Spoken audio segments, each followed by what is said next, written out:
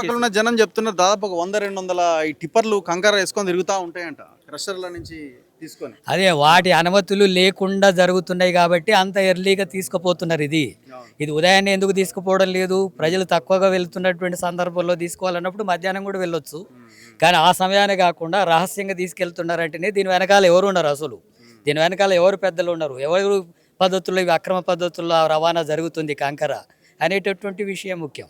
యాక్సిడెంట్లు నివారించడం అనేటటువంటి విధానమే మన ప్రభుత్వంలో లేదు. మీరు రాష్ట్ర కార్యదర్శిగా రాష్ట్రంలో వీళ్ళు పాలసీ డెసిషన్స్ మీరు చూస్తున్నారు కదా, RRR మీద చాలా పెద్ద ఎత్తున ఫోకస్ పెడుతున్నారు.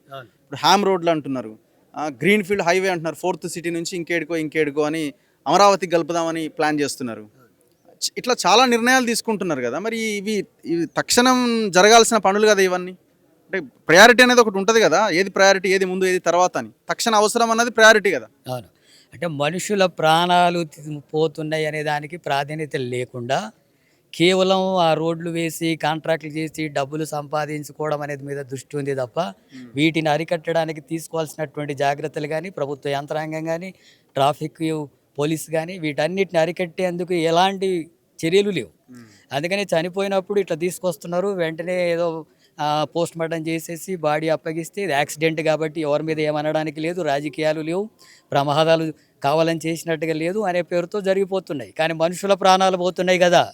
మనుషుల ప్రాణాలు మన తప్పిదం వల్ల, ప్రభుత్వాల తప్పిదాల వల్ల, లేదా రోడ్లు వేయాలని చెప్పి 3 సంవత్సరాలు అనుమతి ఇస్తే 900 కోట్లు మంజూరైతే ఎందుకు వేయలేదు? ఇవన్నీ కూడా ప్రభుత్వం యొక్క బాధ్యతలే. ప్రభుత్వం బాధ్యతలు సరిగా నిర్వహించకపోవడం వల్ల వీటిని జరుగుతున్నాయి. వీటి అరికట్టడానికి కావాల్సిన చర్యలు రాష్ట్ర ప్రభుత్వమే పూనుకొని తీసుకోవాలి. అట్లాగే ఇంత తీవ్రమైనటువంటి ఘటన జరిగి పిల్లలు అనాథలుగా మారి పేద కూలీలుగా ఉండేటటువంటి ప్రయాణాలు చేస్తున్నారు. నిద్రలో ఉండే టైంలో తేరుకునేలోగానే ఆ పౌడర్ మీద పడి అట్లా గాలి ఆడక చనిపోయినటువంటి దుస్థితి ఉంది. వాళ్ళకు ఒక 7 లక్షలు చనిపోయినటువంటి వాళ్ళకు 2 లక్షలు గాయాలైన వాళ్ళకంటే ఆ కుటుంబాలు ఎట్ట బాగుపడతాయి?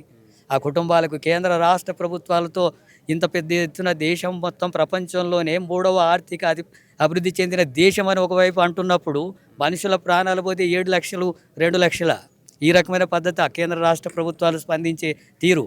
పేదవాడు స్పందిస్తే దాని గురించి నిధులు కేటాయించరు. అదే పైవాడైతే డబ్బున్నవాడైతే అందరూ స్పందిస్తారు. కనీసం 25 లక్షలన్నీ ఇవ్వాలి కదా. ఆ పిల్లల యొక్క భవిష్యత్తు కాపాడడానికి, చదువుకునడానికి అవకాశం ఇవ్వాలి కదా. కుటుంబం పోషించడానికి కావాల్సినటువంటి చర్యలు ఉండాలి కదా. ఏమీ లేకుండా, మానవత్వం కూడా లేకుండా ప్రభుత్వం ఈ రకంగా స్పందించడం అనేది సరైనది కాదు.